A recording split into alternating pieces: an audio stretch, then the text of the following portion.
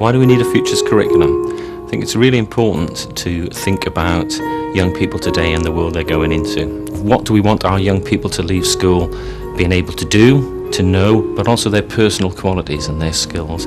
If you think of those three dimensions, we need to be asking, are the subjects that we lay before our young people developing those qualities and those skills sufficiently well? And our work, thinking about the future curriculum, is a discussion about the ways that it needs to move forward to deliver the goals we want for education. Kids are extraordinary, they're fabulous learners. We just got to let them out of their boxes a bit.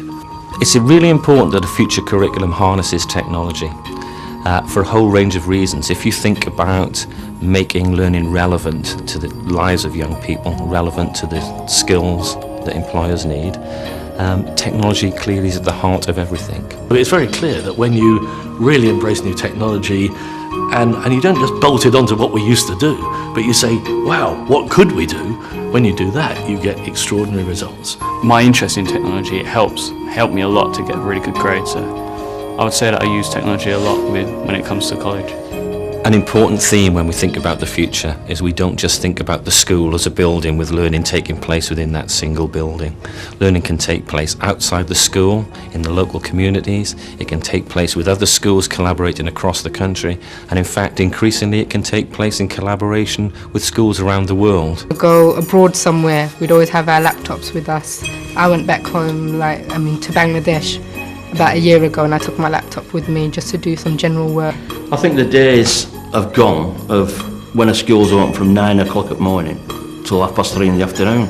A school of the future needs to see itself as not the sole provider, but as someone who coordinates and brokers learning from a whole range of sources. Parents can get more involved, not just parents, but the actual community. What's pointing on a terrific building like this here and not being used? There's all the technology inside the building, and there's people living in the communities who aren't accessing that technology. I think one of the challenges about a future curriculum is how effectively we can keep up with the way young people use technology. I want my Bluetooth, my camera, my music player, the whole lot. There's children in my lesson today this afternoon using website development tools that they picked up from the website, making better websites than we are trying to teach them to make using HTML. Now you've got to go with that and realise that they're away. 50 years ago, I guess if we were railway engineers, we'd be sitting here pretty smug. We've anticipated every journey anybody ever wanted to make.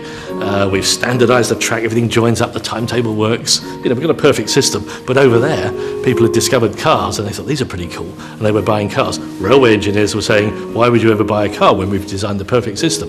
People who were buying cars were saying, why would I ever get on a train again? Now I've bought the car. The danger is that we build schools, we ossify what we've done, we build what we think is the perfect system, but it misses fundamentally the excitement of learning with new technologies. And schools might end up exactly like railways, something you go to occasionally and regret. That would be very sad indeed, wouldn't it? Because I love schools. With technology as it is and video conferencing and things, I don't see that maybe not everyone should come into the classroom. If we can interact with a teacher of some kind, maybe one day teachers could just be electronic.